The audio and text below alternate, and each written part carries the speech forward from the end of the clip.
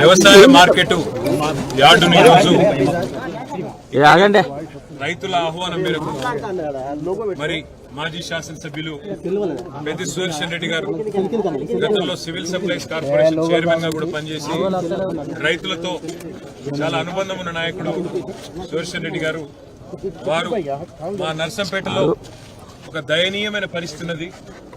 మా market yard లో 1,30,000 సంచులు మరి మార్కెట్ యార్డ్ లోనే ఉండిపోయినాయి. వీటిని తరలించే నాదుడు లేడు. దగ్గర దగ్గర 200 పైచీలకు లారీలు కావాలి, కనీసం ట్రాన్స్పోర్టేషన్ లేదు. చాలా అస్తవ్యస్తంగా ఉన్నది పరిస్థితి. రైతుల పరిస్థితి దయనీయంగా ఉన్నది. మీరు రావాలి తప్పకుండా అంటే ఈరోజు ఇక్కడికి వచ్చినాం.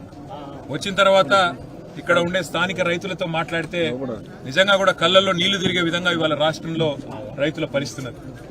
2 నెలలైంది ఒక్కొక్క రైతు ఇక్కడికి వచ్చి. కొంతమంది నెల రోజుల కింద, కొంతమంది 20 రోజుల కింద, కొంతమంది 2 నెలల కింద వచ్చిన వాళ్ళు కూడా ఇక్కడే ఉన్నారు.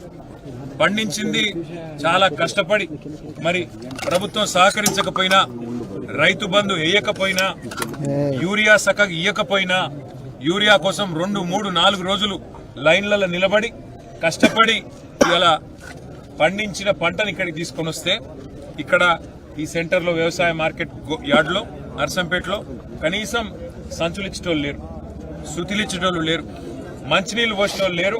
ఎప్పుడు మరి మీ టోకెన్ వస్తుంది, ఎప్పుడు మేము జోకుతాము, ఎప్పుడు తరలిస్తాము, ఎప్పుడు మేము ధాన్యం తీసుకుంటామని చెప్పేవాడు కూడా. ఇంకా ఎంత ఘోరం అంటే బయట మొత్తం ట్రాక్టర్లు లారీలన్నీ వెయిటింగ్లో ఉన్నాయి.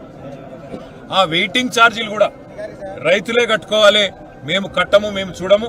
అది 20 రోజులైనా 30 రోజులైనా అది మీ బాధ్యత. మేము జోకేదాకా, మేము కొనేదాకా, మీకు టోకెన్ ఇచ్చేదాకా మేము పట్టించుకోమనే పరిస్థితి. వాన పడితే, అకాల వర్షం వస్తే బూజు బట్టి మరి మొత్తం ధాన్యం అంతా నాశనమైపోయే పరిస్థితి.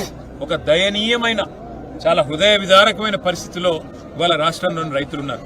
నేను ఇవాళ ఉదయం నుంచి ఇప్పటి వరకు జనగామ నియోజకవర్గంలోని యశ్వంతాపూర్లో, పరకాల నియోజకవర్గంలోని ఊకల్లో, అదేవిధంగా ఇక్కడ నర్సంపేట మార్కెట్ యార్డ్లో అందరూ మొక్కజొన్న రైతులతోనే మాట్లాడి వాళ్ళందరూ చెప్తున్నది ఒకటే ఒక్క మాట: ప్రభుత్వమే కొంటే 2,400 రూపాయలు వస్తుందని చెప్పి మేము ఇక్కడికి వచ్చినాం.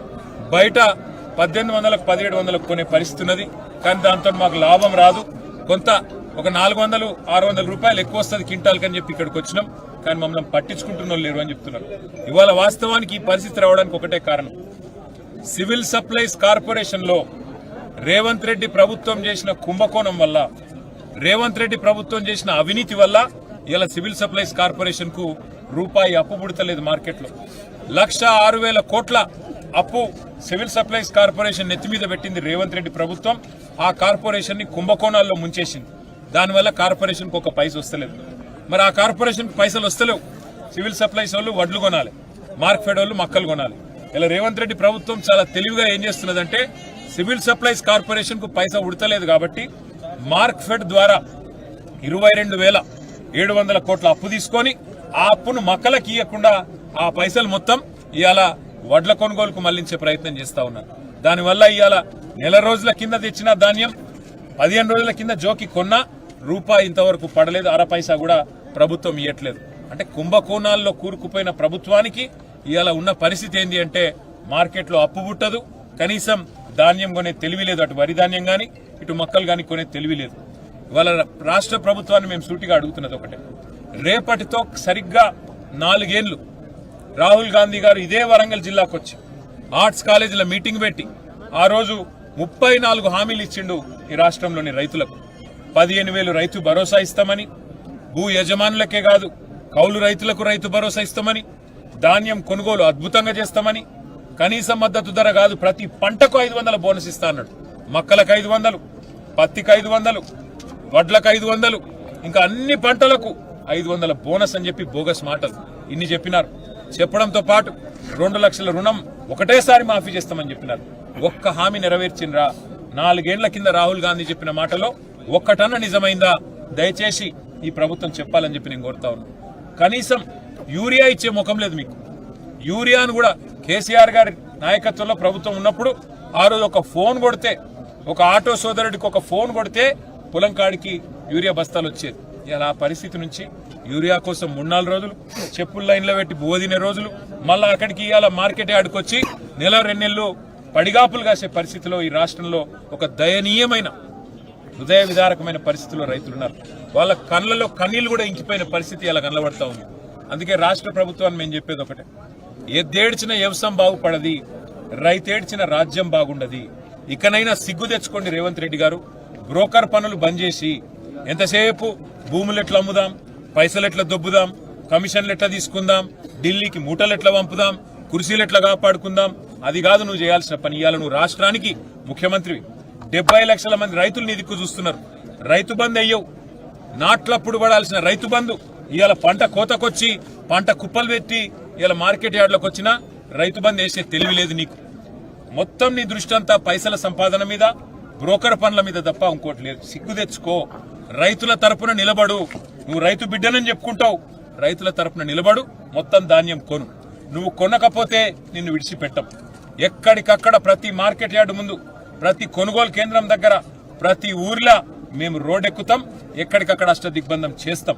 నీ ప్రభుత్వం దిగి వచ్చేదాకా, ఆఖరి గింజ కొనేదాకా, అది తడిసిన ధాన్యమైనా బూజు పట్టిన ధాన్యమైనా నీ వల్ల, నీ తప్పు వల్ల, నీ ప్రభుత్వ నిర్వాహకం వల్ల జరుగుతా ఉన్నది.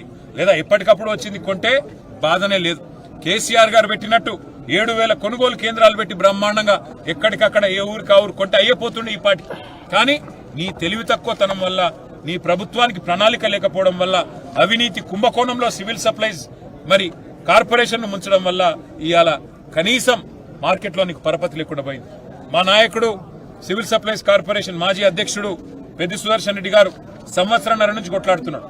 ఈ కుంభకోణంలో రాష్ట్రంలో ఉన్న ముఖ్యమంత్రి, సివిల్ సప్లైస్ మంత్రి వీళ్ళిద్దరి మీద విచారణ చేయాలని చెప్పి ఈడీ, సిబిఐ దాకా పోయింది. మరి వాళ్ళు నేను అడుగుతా ఉన్న భారతీయ జనతా పార్టీని కూడా, పెద్ద పెద్ద మాటలు చెప్తారు కదా, ఎవడు కాపాడుతున్నాడు రేవంత్ రెడ్డిని? చేయండి సిబిఐ ఎంక్వైరీ. సివిల్ సప్లైస్ కుంభకోణం మీద వెంటనే సిబిఐ ఎంక్వైరీ చేయండి, ఈడీ ఎంక్వైరీ చేయండి. దొంగలు దొరుకుతారు. మొత్తం ఆధారాలతో సహా మేము ఇచ్చినాం మీకు. ఆఫీస్, ఈడీ ఆఫీస్ పోయి హైదరాబాద్ లో ఇదే సుదర్శన్ రెడ్డి గారు పోయి ఇచ్చినారు. మళ్ళా కావాలంటే మళ్ళీ ఇస్తాం. ఒకవేళ నిజంగానే కాంగ్రెస్ బీజేపీ బాయి బాయి కాకపోతే, కాంగ్రెస్ వాళ్ళను బీజేపీ వాళ్ళు కాపాడుతున్న మాట నిజం కాకపోతే, మీకు ఈషన్ మాత్రమైన రైతుల మీద ప్రేమ ఉంటే వెంటనే సివిల్ సప్లైస్ కుంభకోణం మీద విచారణ చేయాలని చెప్పి కూడా మేము డిమాండ్ చేస్తున్నాం.